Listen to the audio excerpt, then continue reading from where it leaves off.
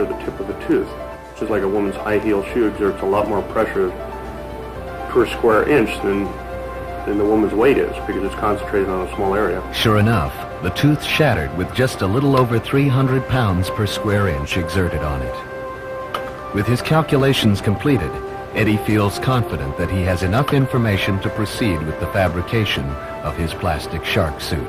We use an ABS plastic just because it's a thermal plastic, it's easy to vacuum form, and it keeps the cost down. The total cost of this suit should be a fraction of what the chainmail suits are that are in existence today. It's also lighter weight, easy to work with, easy to modify on location, and it gives an example of what can be done with a little bit of ingenuity and a few extra hours. With this vacuum form technology, Eddie is able to design the molds so that they will conform to the dimensions of his body. As Eddie completes fabrication, the plastic shell looks more like medieval battle armor than a high-tech, lightweight suit that will protect him from the lethal bite of a shark. With his new shark suit in hand, Eddie arrives in the Bahamas, where he will meet with a collection of shark experts to test his groundbreaking invention. The Bahama Islands are a sanctuary for tourists who want to relax under the mild Caribbean sun. Nestled in the idyllic outskirts of the island's capital, among pristine blue shorelines and crystal-clear cays, lies the Nassau Scuba Center. It is here where shark experts as well as tourists come from all over the world to dive with the thriving populations of sharks that as of yet have not been affected by overfishing. Your idea here looks good for a good start on adequate protection, and a little lighter than this. Here in Nassau, Eddie Paul has met up with Tom Allen, veteran shark diver and user of the Neptune chainmail suit. Together they plan to test Eddie's new plastic suit and explore other techniques to protect divers from shark attacks. A suit provide a little more bite protection to make it safer in the water if you want to work with sharks or just take pictures of them. Chainmail generally is not a real good suit for swimming. It has a lot of drag. It's hard to move in. It's a weight belt in itself that you could not release. You'd have to get out of it. So there's some drawbacks to the chainmail suit, even though it's one of the better so far that we've had in the form of a suit to protect us from most shark bites. The armor weighs over 25 pounds. If a diver were to receive a bite to his buoyancy compensator, he would have to get out of the heavy suit to ascend back to the surface.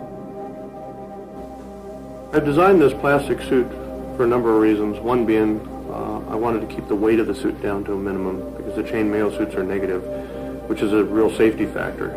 Also, the chainmail suit is like driving an armored truck to the store. I think it's not necessary.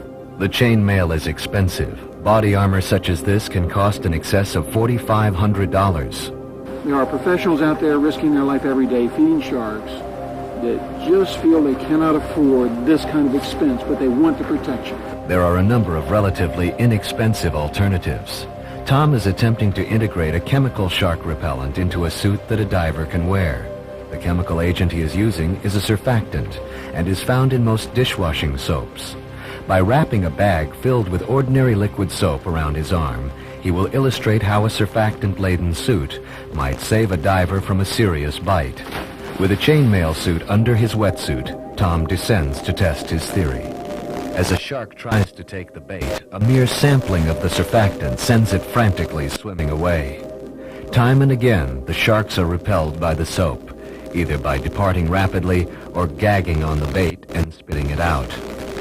There are a number of methods for repelling sharks. Underwater photographer Noreen McKinney shows how a quick lunge with her camera can send a shark reeling. Using dive equipment such as a dive console or even a simple punch can dissuade a shark from investigating a human, an investigation which sometimes takes the form of a bite. They're not out just to bite things. They'll move around and see things, occasionally recognize it as potential food, double check it. If they wanted to just bite things in the water, none of us would be safe in the water. But they don't. They're looking for a number of clues to key in on something to eat or to feed with or to bite. Most attacks occur when a person is at the surface, as it is there where most of their time is spent, unaware of their underwater surroundings. Many of these hit-and-run attacks could be averted if eye contact were made, so the person could be ready to fend away the shark as it comes in to investigate its mistaken prey. It is this quest for a more practical means of protection from sharks that has brought Eddie Paul here to test the waters. Preparing his high-tech prototype shark suit, Eddie hopes that all of his tests are correct, for in a moment it will be him alone, with only rivets and plastic to protect his own flesh from the slashing teeth of the Caribbean reef sharks.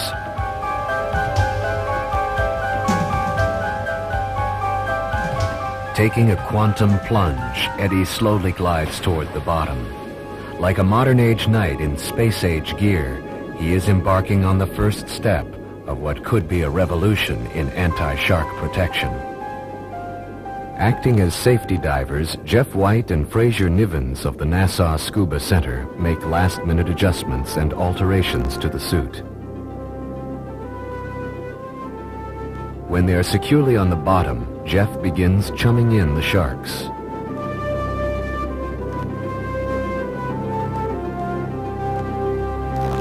Within moments, as if on cue, the sharks appear.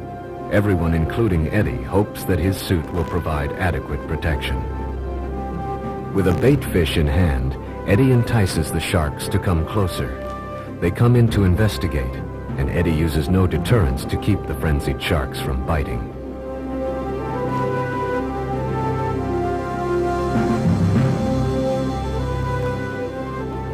Jeff waits in the balance to protect Eddie in case of a mishap. As the bites occur, he wedges his arm between the bait and the scalpel-sharp teeth of the shark to test the suit. One of the hardest things in the world to do is to stick your hand inside of the mouth of a shark. But once I got over the fear of doing it, and actually stuck my hand down inside of his throat, I couldn't even tell. I could feel my arm shaking, but I felt no pressure whatsoever. By establishing that the plastic suit provides as much protection as the chainmail suit, Eddie and Tom seize the moment and conduct a test. They take turns thrashing their arms to determine whether these sharks are more attracted to a motionless diver or one who is moving erratically. Even with the chum bucket under the still diver, the sharks continue to be attracted to erratic movement. It is through their highly developed motion detection sense that they are able to hone in on these clues.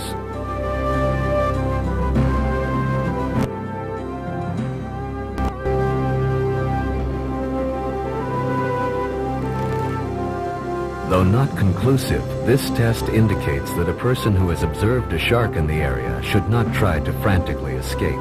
Rather, he should swim slowly away with consistent movements, keenly aware of his surroundings. Until scientists are able to determine exactly what factors make sharks bite humans, shark experts will have to protect themselves.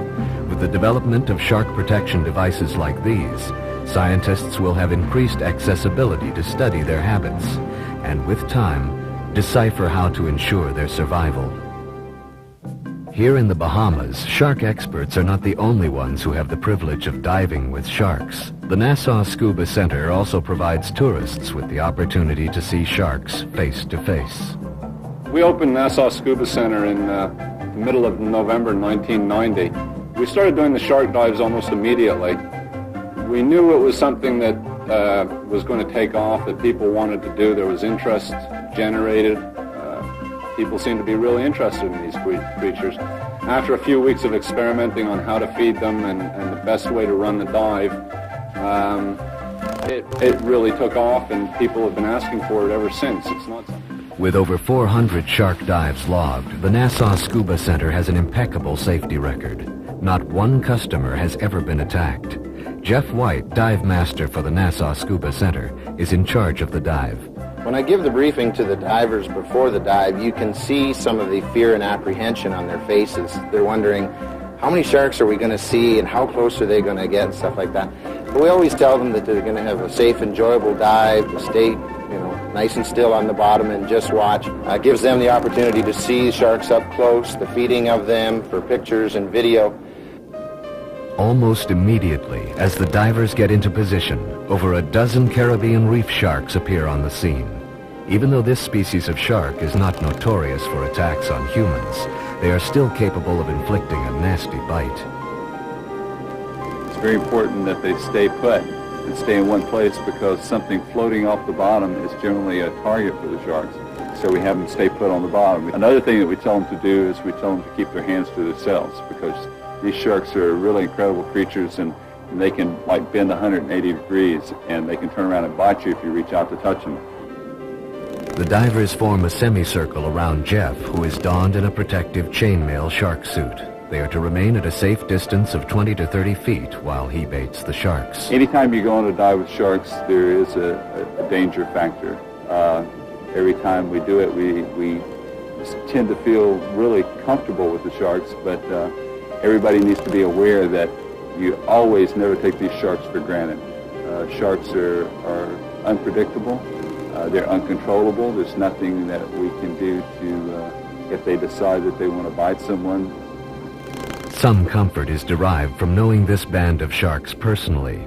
On each dive, the same sharks come from nearby reefs to be fed by hand, and many of them have earned nicknames. Chopfin, for instance, is a local shark that has had the tip of his tail severed. Over the years, sharks have always had this bad image about them as being a bloodthirsty, man-eating type of creature in the water, that when one sees you, it's going to hunt you down, swim up behind you, and eat you. And that's just not true. By doing this shark dive the way that we do it, we're providing people with the opportunity to see sharks firsthand in the water in a safe, protected way of doing the dive. And when they come back from the dive, they have a whole new respect for this creature. They're beautiful, they're a lot of fun to dive with, and by doing a safe, enjoyable experience like this, hopefully people will understand that these creatures need to be preserved and need to be taken care of. The education that the divers receive today is sure to remain in their minds forever. For them, the myth that sharks are man-eating monsters is an antiquated notion, kept only by those who have not had the privilege of swimming with the most misunderstood fish of the sea. Well, I was surprised. I thought it was going to be more fear involved, but it was actually so interesting that the fear factor wasn't even, it wasn't a factor. I was scared to death before I went on. I was on the boat all the way over, oh my God. But then once I got down there, I relaxed and it was really nice. Probably the most incredible dive anybody could ever have. You have 10 or 12 sharks swimming around you that are bigger than you are. You can't believe it until you've been down there. Well, it's a really incredible, enjoyable dive. Sharks going within inches of my head, dug down to avoid them. Absolutely incredible experience. I'd recommend it to any diver. In a world that views sharks as an underutilized resource, shark dives here in Nassau could come to an end. The government of the Bahamas is considering allowing Taiwanese fishermen to harvest sharks in this area. The Taiwanese longliners, if they come into the Bahamas area and they start fishing this particular area, they could wipe out the entire area. It's especially important for us out at the shark dive. If they came in and caught all of our sharks, then it would be devastating for us. It is hard to imagine descending into these deep blue waters and not seeing the serene sight of a shark gliding gracefully over the reef. If the Taiwanese longliners are permitted to fish here, the only vision of these magnificent animals would be our ghostly memories of Chopfin and the other sharks who used to come here for their afternoon snack. With shark research in its infancy, one can do little more than speculate upon their true nature. Man's perceptions about these animals is steeped in fear, resulting in what appears to be an unconscious will to rid them from our oceans. Gary Miller, director of Coral World in Nassau, explains. Most people seem to have an exaggerated fear about sharks, and it's more, the fear greatly outweighs the real and actual danger that sharks do pose to human beings. An ocean without sharks, I believe, would be a completely different place than what we have today. Sharks do serve a vital role in the ocean, and without the sharks,